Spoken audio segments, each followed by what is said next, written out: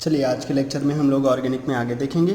Last के lectures में हम लोगों ने हाइड्रेशन ऑफ एल्कीन सीखा था, जिसमें एक था कार्बोकेटाइन बना करके रीअरेंजमेंट कराते, दूसरे में था हमारे पास HBO हाइड्रोबोरोनेशन ऑक्सीडेशन, जहाँ पे हम लोग पाई बॉन्ड को शिफ्ट कराते, प्लस को प्लस माइनस को माइनस दे देते और एल्कोहल बना देते, कोई रीअरेंजमेंट नहीं होता था। उसके बाद हमारे पास क्या था, उसके पास हमारे पास मिला OMD ऑक्सीमर्कुरेशन डीमर्कुरेशन। ऑक्सीमर्कुरेशन डीमर्कुरेशन में हम लोगों ने क्या किया, वहाँ पे हम लोगों ने पाई बॉन्ड का अरेंजमेंट कराया और उसके बाद प्लस को माइनस, माइनस को प्लस दे दिया, बन गया हमें एल्कोहल। तो अब आज हम लोग क्या करेंगे, एल्कोहल की रिएक्शन सीखेंगे HI के साथ। ऐसे तो एल्कोहल की रिएक्शन तुम HI, HCl या HBr कुछ भी बोल सकते हैं, लेकिन मेनली अपने एग्जाम में HI करके आता है, तो हम लोग HI करके सीखेंगे। चलो एल्कोहल की रिएक्शन कराने चल रहे हैं HI के साथ, और इसी रिएक्शन के साथ साथ ना हम लोग दो अच्छी सी रिएक्शन का मैकेनिज्म सीख जाएंगे। कौन सी, एक जो अपने लिए बहुत इंपॉर्टेंट SN1 और इसी का दूसरा भाई उसको बोल देते हैं SN2। तो अगर ये रिएक्शन तुम सीख गए, अच्छे से पूरा लेक्चर तुमने देख लिया, तो ये रिएक्शन तो है ही बहुत इंपॉर्टेंट, अक्सर आते रहते हैं एग्जाम में, और साथ में तुम SN1 SN2 सीख जाओगे। पूरी ऑर्गेनिक में हमें जो है चार मैकेनिज्म ही सीखना रहता है, SN1 SN2 E1 E2। ये चार मैकेनिज्म अगर अच्छे से सीख गए तो ऑर्गेनिक में जो दिमाग लगाने वाले क्वेश्चंस हैं वो हो जाते हैं। तो जिनमें से आज इस लेक्चर में हम लोग दो ख़त्म कर लेंगे। कौन सा, SN1 और SN2। चलते हैं हम लोग। हमारे पास कभी अगर एल्कोहल हो, एल्कोहल इसकी रिएक्शन किससे कराना है हमें, HI के साथ। होगा क्या, पहले हम देख लेते हैं। होगा क्या हमेशा कि जब हम एल्कोहल की रिएक्शन कराने जाएंगे HI से, तो हमेशा OH एल्कोहल का और एसिड का H वाटर निकल जाएगा, मिल जाएगा हमें RI, वाटर निकल जाएंगे। क्या मिल जाएगा हमें, एल्कोहल निकल जाएगा, मतलब एल्कोहल से OH और एसिड से H, HOH वाटर बन जाएगा RI। अच्छा, जैसे हमारे पास एल्कोहल है ये कार्बिनॉल CH3OH, अगर हम लोग इसकी रिएक्शन कराएं किसके साथ, HI के साथ, क्या होगा, इसका OH इसका H वाटर निकल जाएगा। अब किस मैकेनिज्म से ये हो रहा होगा वही हमें ध्यान देना है, और कैसे ये हो रहा होगा। कभी भी कोई दिक्कत नहीं होगा, सिंपल, हमेशा OH हटाओ I लगा दो। जैसे हमारे पास एल्कोहल है ये आइसोप्रोपाइल एल्कोहल CH3 इधर CH, तो ये आइसो ग्रुप हो गया, और इतना ही है तो प्रोपाइल, आइसोप्रोपाइल एल्कोहल। इसकी रिएक्शन करा दें HI के साथ, क्या होगा, OH और एसिड का H, क्या होगा, वाटर निकल जाएगा, मिलेगा CH3 CH, OH की जगह पे I, इधर आ जाएगा CH3, मिल जाएगा हमें ये। अगर मान लो हमें एक ये दे दे एल्कोहल CH2OH, ऐसे एल्कोहल को बोलते हैं ग्लाइकॉल। जब भी एडजेसेंट कार्बन पे OH लगे हों तो उनको बोल देते हैं ग्लाइकॉल। अगर इसकी रिएक्शन कराएं HI से, अभी देखो यहाँ पे तो हमारे पास इस वाली जगह पे हमारे पास जो एल्कोहल है उसके पास तो दो OH हैं, तो अक्सर वो ऐसे क्वेश्चन में दे देगा एक्सिस HI से, तो OH और H वाटर निकल जाएगा, ऊपर लग जाएगा I, नीचे भी OH और H वाटर निकल जाएगा, लग जाएगा I। अब एक छोटी सी चीज़ यहाँ पे ध्यान रख लो, अपने लिए इंपॉर्टेंट होगा, कि अगर कभी भी एडजेसेंट कार्बन के पास आयोडीन लगे हों तो अगर तुम इनको मतलब हीट ना भी करो तब भी ये एक तो पता है जो कार्बन और आयोडीन का बॉन्ड होगा उसका लेंथ बहुत ज़्यादा होगा, और जो ये दो आयोडीन का साइज़ बहुत बड़ा है, उसकी वजह से वो आपस में ही रिपल्सन करके निकल जाते हैं। बहुत अनस्टेबल होता है ये ग्रुप, और दो आयोडीन अपने आप निकल जाते हैं। ऐसा नहीं कि यहाँ Cl होगा तो निकल जाएगा, ऐसा भी नहीं है कि यहाँ ब्रोमीन होगा तो निकल जाएगा। निकलता तब है जब यहाँ आयोडीन हो। एडजेसेंट कार्बन पे आयोडीन अनस्टेबल होते हैं, रीज़न उनका साइज़ और कार्बन के साथ उनका बॉन्ड का लेंथ इतना ज़्यादा होगा तो बहुत आराम से निकल जाते हैं। तो होगा क्या, हमें मिल जाएगा ये एल्कीन। तो देखो यहाँ पे एडजेसेंट कार्बन पे I आया, वो अपने आप निकल जाएंगे, हमें क्या मिल जाएगा, एल्कीन। अब तुम यही फाइनल प्रोडक्ट लिख सकते हो, लेकिन एग्ज़ाम ने जो क्वेश्चन पूछा होगा उसमें मान लो उसने दे दिया है एक्सिस HI, अगर उसने ऐसा ऑप्शन दिया तो ये हो जाएगा आंसर। लेकिन कभी कभी वो तुम्हारे साथ खेल सकता है। क्या कर सकता है, जो ये एल्कीन है ना, एल्कीन भी तो HI से रिएक्शन कर सकता है। याद करो, एल्कीन की रिएक्शन HCl HBr HI के साथ, तो एल्कीन भी रिएक्शन कर सकते हैं। तो जो हमारे पास एल्कीन है, ये एल्कीन जो हमें फाइनली मिला, एक तो यही अक्सर ऐसा केस होगा कि वो यही फाइनल प्रोडक्ट बना देगा, लेकिन वो ये भी कर सकता है कि इसकी रिएक्शन HI से कराओगे, फर्दर पाई बॉन्ड का शिफ्टिंग कराओ, प्लस माइनस की जगह पे कौन लग जाएगा, माइनस की जगह पे कौन अटैक कर देगा, एसिड का H प्लस, वो ज्वाइन हो जाएंगे, बनेगा CH3 बन जाएगा, यहाँ लग जाएगा H प्लस, ये कार्बोकेटाइन बचेगा, उसके पास कौन लग जाएगा I, तो हमें मिल जाएगा CH3 CH2 I, ये मिल जाएगा फाइनल, ये हो जाएगा। अगर मान लो उस वाले क्वेश्चन में अगर उन्होंने फाइनल ऑप्शन ये दिया तो हम लोग यही आंसर देंगे इसी वाले ऑप्शन को, ठीक, ये हो जाएगा हमारे पास फाइनल। अगर उसने एल्कीन बना के छोड़ दिया तो एल्कीन ही अपना फाइनल प्रोडक्ट हो जाएगा, नहीं तो फिर हमें देखना पड़ेगा। ऐसे ही अपने पास एक होता है, बहुत इंपॉर्टेंट ये वाला रिएक्शन है, इसको अच्छे से नोट करना। अगर हमसे बोले कि जो ग्लिसरॉल है, ग्लिसरॉल क्या होता है, CH2OH CHOH CH2OH, ये अपने एग्जाम में डायरेक्ट भी पूछा जाता है, ग्लिसरॉल की रिएक्शन HI के साथ, और पूछे भी जा चुके हैं पहले। क्या होगा, पहला काम तो बिल्कुल सिंपल है, क्या होगा, सारे OH हटेंगे, OH H वाटर, इसका OH, इसका H water, OH H water, OH H water, ये तो है ही बहुत। तो हमें जो मिल जाएगा वो होगा CH2I, यहाँ पर भी ऐसे ही और इधर भी। अब दो एडजेसेंट कार्बन पे आयोडीन लगे हैं, क्या होगा, अनस्टेबल होते हैं तो फिर वो निकल जाएंगे, CH2I CH double bond CH2, ये बन जाएगा। अब फिर तुम वही खेल खेल सकते हो, क्या, एल्कीन है और तुम्हारे पास HI बहुत है, तो ये फिर से रिएक्शन कर जाएंगे, रिएक्शन करके क्या बना लेंगे, पाई बॉन्ड का शिफ्टिंग कराओ। किधर पाई बॉन्ड शिफ्ट होगा, हमें पता है इधर शिफ्ट होगा, उधर HC हाइपर कंजुगेशन है, तो वो पाई बॉन्ड को इधर शिफ्ट कराएगा, इधर प्लस इधर माइनस, माइनस पे कौन लग जाएगा H प्लस, और उस कार्बोकेटाइन पे कौन लग जाएगा I, तो हमें मिलेगा CH2I CHI CH2I, सॉरी यहाँ पे क्या रह जाएगा, इस माइनस को कौन मिलेगा H, तो ये हो जाएगा H, तो ये क्या बन जाएगा, ये तो बन जाएगा CH3, ये हो जाएगा CH3, इधर CHI CH2I।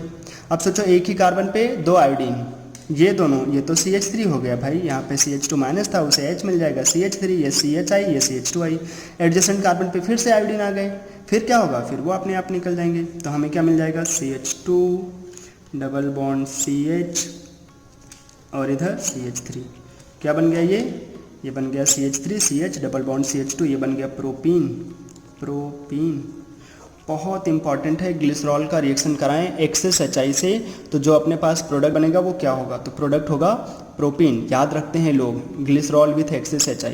हाँ, ये इसके बाद भी कुछ हो सकता है क्या, हाँ, इसके बाद अगर उन्होंने ये ऑप्शन दिया तो अक्सर यही ऑप्शन करेक्ट हो जाएगा आंसर, नहीं अगर उन्होंने कुछ और आगे भी कर दिया तो कुछ और आगे भी कर दिया तो हम क्या कर सकते हैं, ये फर्दर रिएक्शन कर सकता है, क्या कर सकता है, ये रिएक्शन करके हमें ये दे सकता है। अगर हम इसके पास तो अभी भी पाई बॉन्ड है और तुम इसकी रिएक्शन HI से करा सकते हैं, देखो मैं इधर करा देता हूँ, इसकी रिएक्शन HI से कराओगे, पाई बॉन्ड किधर शिफ्ट कराएंगे, इधर HC हाइपर कंजुगेशन है, पाई उधर चला जाएगा, प्लस माइनस, माइनस को कौन मिल जाएगा H, तो ऊपर हो जाएगा CH3, इस प्लस को कौन मिल जाएगा, CH प्लस को क्या मिल जाएगा I, तो ये हो जाएगा CHI और ये CH3, तो हमें जो प्रोडक्ट मिल जाएगा वो ये फाइनल वाला। अब तो एक ही आयोडीन है, वो नहीं निकलेगा, तो ये हो जाएगा हमारे पास, देखो आइसोप्रोपाइल आयोडाइड, तो वो प्रोपीन तक छोड़ सकता है, यहाँ भी ले जा सकता है, डिपेंड करेगा ऑप्शन क्या होगा। अपने एग्जाम में पहले आ चुके हैं, वहाँ पे आंसर था ये, क्या पूछा गया था, हमसे पूछ रहा था glycerol with access HI, product obtained when glycerol reacts with access HI, तो जब वो एक्सेस HI से रिएक्शन करेगा तो बन जाएगा प्रोपीन। डिपेंड करेगा ऑप्शन में क्या है, अगर ऑप्शन में ये भी है और ये भी है तो हम क्या देंगे, फिर ये देंगे, क्योंकि HI ज़्यादा है तो यहाँ आके इंड होगा। अगर ये नहीं है ऑप्शन में ये है तो हम यही दे देंगे फिर, ठीक। तो डिपेंड करता है glycerol with access HI, glycol, वो ध्यान में रखो। अब होता क्या है वो हम सीख लेते हैं, क्या नौटंकी होकर के हमें प्रोडक्ट मिलता है, देखते हैं।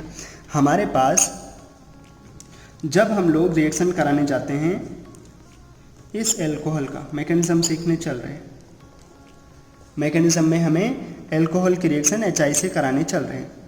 क्या होगा, HI में तो एसिड, ये तो अच्छा एसिड है, हमने देखा है स्ट्रॉन्ग एसिड्स में इसका भी नाम आता है, तो ये हमें क्या करके देगा, H प्लस रिलीज करके देगा। और एल्कोहल के पास क्या होता है, लोन पेयर, वो हम लोगों ने डिहाइड्रेशन में भी सीखा, याद करो डिहाइड्रेशन, वैसे ही तो है एल्कोहल। कुछ लोगों को ऐसा भी लग रहा होगा इसको डिहाइड्रेशन बोल दीजिए, नहीं डिहाइड्रेशन नहीं है, इसके अंदर से वाटर थोड़ी ना निकला था। अभी जब तुम रिएक्शन कराए थे तो यहाँ से क्या निकला था, यहाँ से OH, यहाँ से H, ये दोनों मिल करके एसिड बेस वाटर निकाले, इसके अंदर से वाटर निकलता तब डिहाइड्रेशन बोलते हैं, ये डिहाइड्रेशन नहीं है।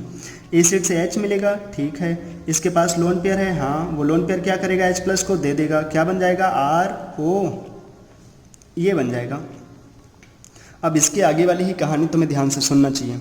हमारे पास आ गया O पे प्लस और ऑक्सीजन है ज़्यादा इलेक्ट्रोनेगेटिव, तो वो चाहेगा इस जो कार्बन लगा हुआ है इधर रिंग में उस मतलब जो ये एल्काइल ग्रुप लगा होगा उससे वो तोड़ करके भाग जाए, लेकिन इसको निकालने के बाद तो बनता है कार्बोकेटाइन, तो कार्बोकेटाइन तो बहुत अनस्टेबल होते हैं, तो इसको निकालने के लिए थोड़ा सा दम लगाना पड़ेगा।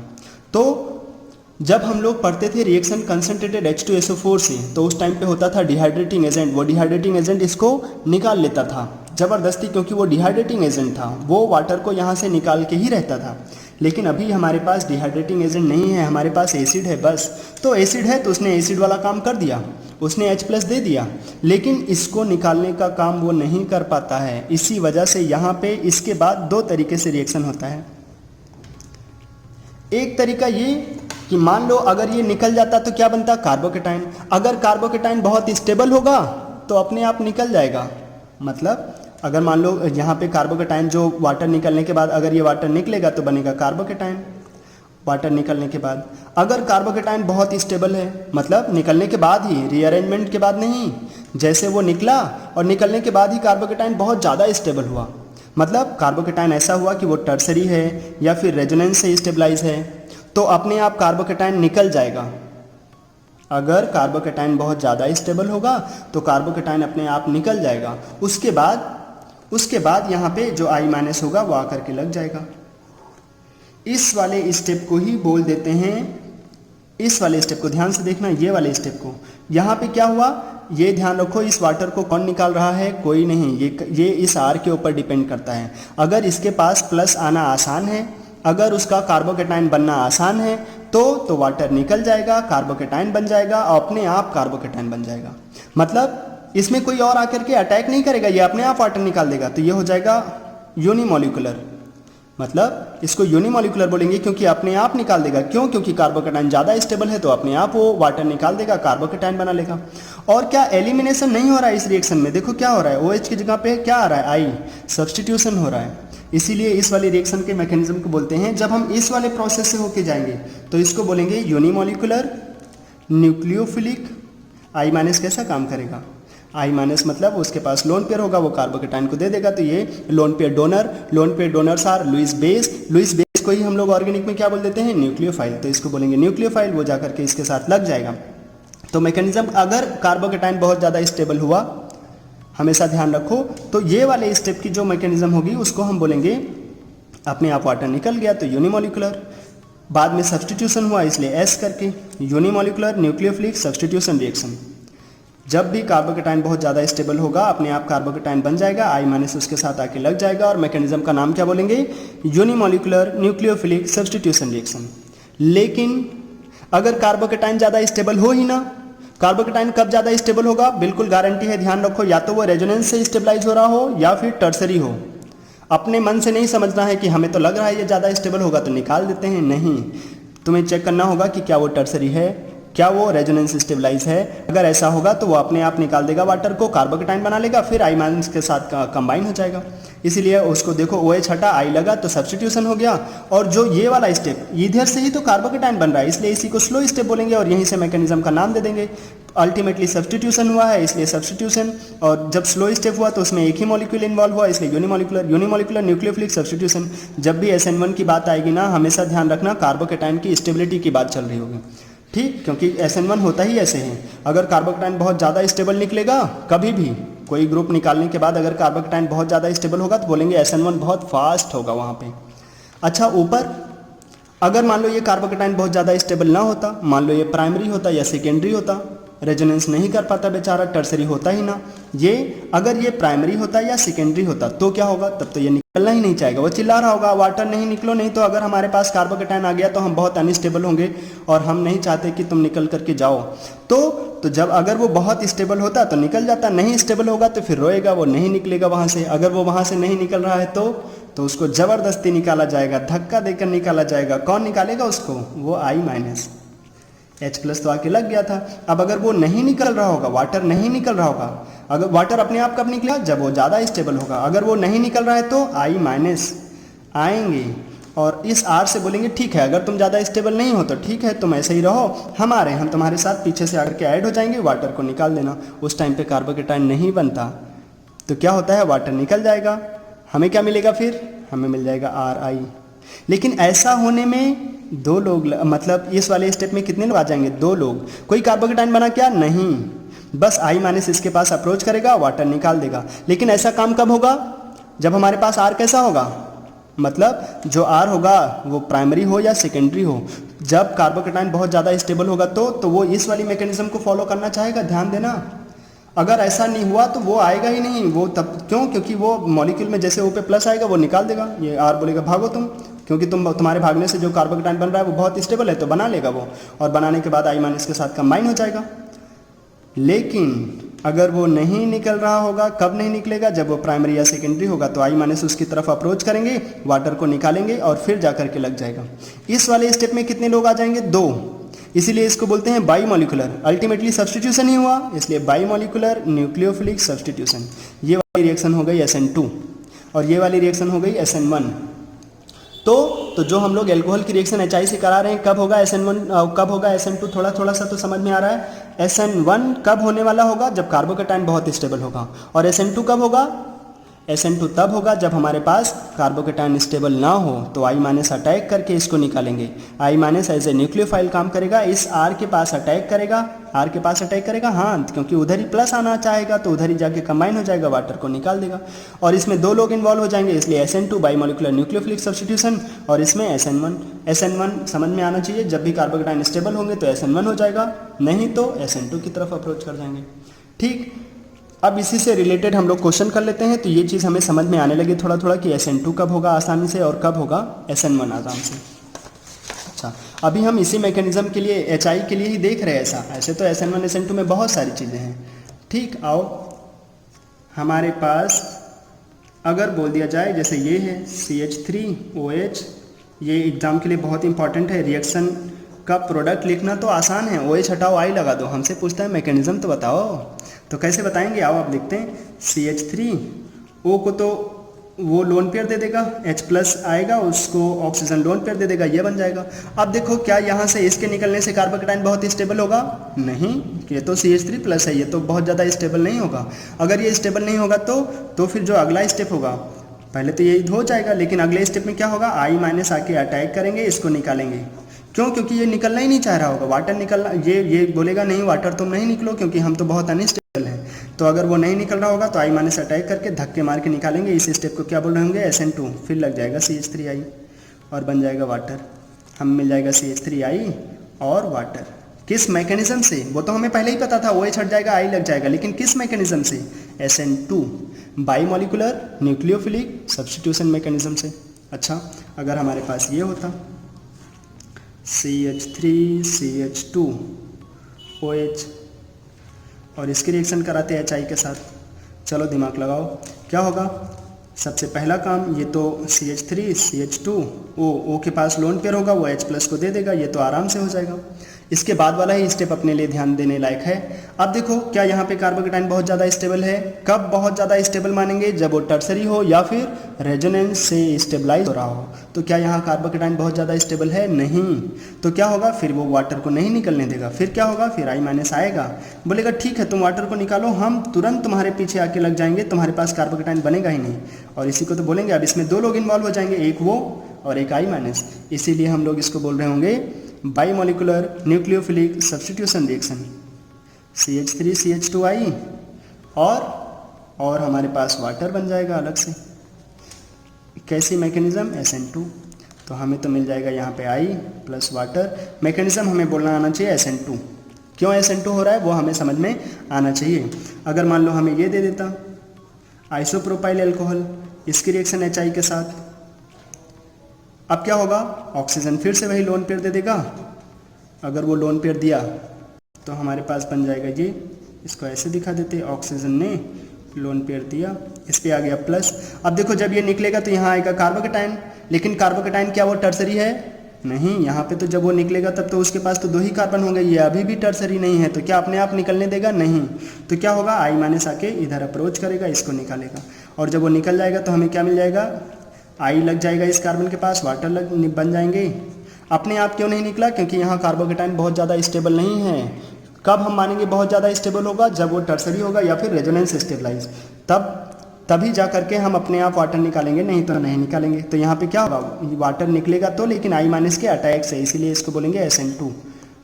तो आइसोप्रोपाइल आयोडाइड मिल जाएगा वाया SN2 मैकेनिज्म। वो I माइनस आएंगे, इसके पास अप्रोच करके वाटर को निकाल देंगे। अच्छा, अगर हमारे पास एल्कोहल ऐसे दे देता, मान लो टर्सरी ब्यूटाइल एल्कोहल, और इस टर्सरी ब्यूटाइल एल्कोहल की रिएक्शन हमसे पूछता, चलो कराओ, किसके साथ कराओगे? HI के साथ। अब क्या करोगे?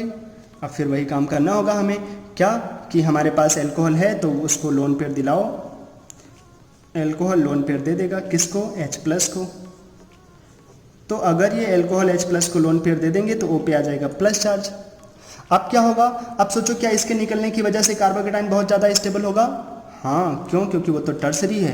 देख रहे 3, 3, 6 और 3, 9, इतना ज़्यादा HC हाइपर कंजुगेशन, तो I माइनस को आके अटैक नहीं करने देगा। वैसे भी देखो इसके पास इतना ज़्यादा भीड़ है, इतना ज़्यादा क्राउड है, तो I माइनस उसके पास अप्रोच ही कहाँ कर पाएगा? ये वाले ग्रुप उसको जाने नहीं देंगे उस कार्बन के पास, और ऊपर से ये सब इतने सारे एल्काइल ग्रुप है ना, खुद ही धक्का दे देंगे, ये भी धक्का दे रहा होगा, ये भी धक्का दे रहा होगा, ये भी रिपल्सन दे रहा होगा, तो ये अपने आप ही निकल जाएंगे और बन जाएगा हमारे पास बड़ा खूबसूरत सा, बहुत ज़्यादा स्टेबल टर्सरी ब्यूटाइल कार्बोकेटाइन। चमकता धमकता टर्सरी ब्यूटाइल कार्बोकेटाइन मिल जाएगा हमें, प्लस वाटर। अब जो ये टर्सरी ब्यूटाइल कार्बोकेटाइन है वो अपने आप बना है वाटर के निकलने से, क्योंकि वो बहुत ज़्यादा स्टेबल था। इसीलिए देखो इस स्टेप में कितने लोग इन्वॉल्व हो रहे हैं? 1, एक ही लोग, इसलिए इसको बोल रहे हैं यूनिमोलिकुलर।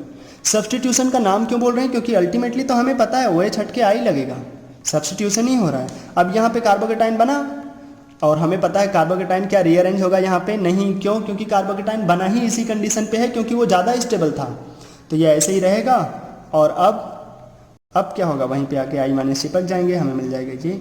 मैकेनिज्म का नाम क्या बोल रहे हैं? SN1, क्योंकि अपने आप कार्बोकेटाइन बन के गया है, यूनिमोलिकुलर न्यूक्लियोफिलिक सब्स्टिट्यूशन। समझ में आ रहा है?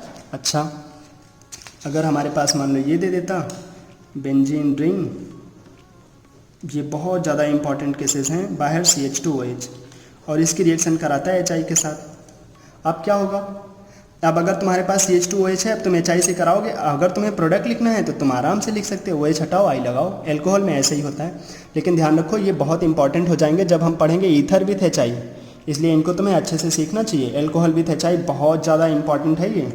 तो होगा क्या, जो हमारे पास बेंजीन रिंग है वो तो ऐसे ही रह जाएगा, CH2O के पास लोन पेयर है, वो लोन पेयर क्या करेंगे, H+ को दे देंगे, तो ये बनेगा। अच्छा सोचो, अब जब ये निकलेगा तो कार्बन पे प्लस आएगा, क्या वो रिंग के साथ रेजोनेंस करके स्टेबलाइज होगा? हाँ, कार्बोकेटाइन की स्टेबिलिटी पढ़ा तो है, और हमारे पास हमने अभी ज्ञान लिया है कि जब कार्बोकेटाइन बहुत ज़्यादा स्टेबल होगा, टर्सरी होगा या रेजोनेंस स्टेबलाइज होगा, तो अपने आप कार्बोकेटाइन बन जाएगा। तो यहाँ क्या होगा, किस मैकेनिज्म को फॉलो करेगा? ये अपने आप निकल जाएगा। क्यों? क्योंकि जो कार्बोकेटाइन, अब कुछ लोगों को लग रहा होगा ये तो प्राइमरी है, भगवान ये प्राइमरी तो है लेकिन रेजोनेंस कर रहा है, रेजोनेंस कर रहा है तो ज़्यादा स्टेबल होगा, इसीलिए हम लोग इसको ज़्यादा स्टेबल कार्बोकेटाइन बना देंगे, प्लस वाटर। और उसके बाद इसमें क्या करेंगे, इसके बाद फिर इसमें I लगा देंगे, उसके बाद I माइनस आके ऐड हो जाएंगे। अब मैकेनिज्म का नाम क्या बोलेंगे? अब तो देखो कुछ लोगों को लग रहा होगा यहाँ तो SN2 भी हो सकता था आराम से, क्योंकि ये प्राइमरी है। हाँ, लेकिन अगर SN2 SN1 दोनों पॉसिबल हो तो कौन सी रिएक्शन हम लोग पहले कराएंगे? SN1। जब भी हमेशा ध्यान रखो, SN2 का मतलब 2 लोग पास में आते तब रिएक्शन होता, और SN1 का मतलब क्या है, एक ही लोग रहेगा, अपने आप रिएक्शन हो सकता है। तो ये अपने आप वाटर निकाल के यहाँ चलाएगा, हाँ, और इसके चांस बहुत ज़्यादा होंगे, और उसके बाद I के साथ कंबाइन हो जाएगा, मिल जाएगा। ये किस मैकेनिज्म को फॉलो करके ये सब हो रहा है? SN1, unimolecular nucleophilic substitution. अच्छा, एक छोटा सा ज्ञान और ले लो इधर ही। फिर अगर हमारे पास बेंजीन रिंग होता, इसके पास ऊपर OH लगा देते और नीचे लगा देते ये। अब इसकी रिएक्शन हमें एग्जाम में कंफ्यूज कराने के लिए बोल देगा HI से कराओ, और हमने ठूस के HI डाल रखा है। अब एक चीज़ तुम बिल्कुल ध्यान देकर रखो, अगर हमारे पास बेंजीन रिंग है, उसके पास OH लगा है, तो ये एल्कोहल नहीं है, ये क्या है? ये है फिनॉल। एरोमेटिक कंपाउंड्स होते हैं ये सब। अगर हमारे पास बेंजीन रिंग और बाहर OH है तो सोचो अगर इसकी रिएक्शन तुम अगर HI से कराओ, वो जो बेंजीन रिंग के ऊपर OH लगा है उसी के लिए मैं बोल रहा हूँ। अब इसकी रिएक्शन HI से कराओगे तो पहले H+ मिलेगा, इसको तुम पहले साइड में नोट कर लेना। इसके पास H+ है, H+ को ये लोन पेयर देगा, बनाएगा ये बेंजीन रिंग और बाहर O पे H और इधर प्लस चार्ज। और हमें पता है क्या कभी भी ऐसा हो सकता है कि ये O वाटर निकल जाए और इसके पास I लग जाए आराम से? सोचो, क्योंकि हमें पता है कि ये निकलेगा तो बेंजीन रिंग बहुत अनस्टेबल हो जाएगा। क्या बेंजीन रिंग के ऊपर कभी प्लस चार्ज आ सकता है? नहीं आ सकता। बेंजीन रिंग के ऊपर तो प्लस चार्ज आ ही नहीं सकता। बोला तो था स्टेबिलिटी ऑफ कार्बोकेटाइन में ये बहुत अनस्टेबल हो जाएगा। तो रिंग के ऊपर कभी OH होकर लगा होगा तो यहाँ तक तो चलो तुम बना सकते हो, लेकिन ये निकलेगा नहीं, ये वाटर निकलेगा नहीं, ये ऐसे ही रहेगा। कौन निकलेगा? निकलना होगा तो ये OH ही निकल जाएंगे, OH ही शिफ्ट हो जाएगा, क्योंकि बेंजीन रिंग से बॉन्ड नहीं टूट सकते। बेंजीन रिंग के साथ अगर कोई अल्कोहल लगा है तो ये बॉन्ड बहुत स्ट्रांग होता है, पता है। इसके लोन पेयर रिंग के साथ डिलोक्लाइज होकर के इस बॉन्ड को स्ट्रांग बना देते हैं। तो जो याद करो वुल्फ किस्नर रिडक्शन में भी मैंने ये बात बताया है कि ये जो यहाँ पे OH है, जो रिंग के ऊपर OH लगा है वो नहीं निकलेगा, क्योंकि वो रिंग के साथ रेजोनेंस कर रहा है और ये अल्कोहल नहीं है, ये है फिनॉल, ये नहीं निकलने वाला। कौन किसकी रिएक्शन हो रही है यहाँ पे? अल्कोहल की रिएक्शन हो रही है। फिनॉल वाला OH ऐसे ही रहेगा, तो ऊपर ऐसे ही रहेगा, ये बहुत इंपॉर्टेंट है। और इधर वाला OH वो हट जाएगा। किस मैकेनिज्म से? अब तो डायरेक्ट हम बोल सकते हैं SN1। क्यों? क्योंकि अगर वो निकलेगा कार्बोकेटाइन रिंग के साथ स्टेबलाइज रहेगा रेजोनेंस करके, तो ये ज़्यादा स्टेबल कार्बोकेटाइन होगा, इस वजह से SN1 फॉलो करेगा। SN1 कब होगा? जब वो कार्बोकेटाइन ज़्यादा स्टेबल हो। ठीक, तो जो HI की रिएक्शंस हैं एल्कोहल के साथ, वो अभी हम लोगों ने इतना सीख लिया। इसी में ही आगे हम लोग अगले लेक्चर में सीखेंगे reaction of HI with ether, और दोनों ही बहुत इंपॉर्टेंट हैं। और बिना मैकेनिज्म के तुम ईथर वाला रिएक्शन नहीं कर सकते। अल्कोहल में तो कुछ भी कर सकते, OH हटा के I लगा देते, बस मैकेनिज्म नहीं बता सकते थे। लेकिन ईथर में तुम्हें बहुत प्रॉब्लम होगा, इसलिए ये वाला लेक्चर तुम अच्छे से देखो और अगले लेक्चर में हम लोग ईथर को कंप्लीट करेंगे। आज के लिए इतना ही रखते हैं।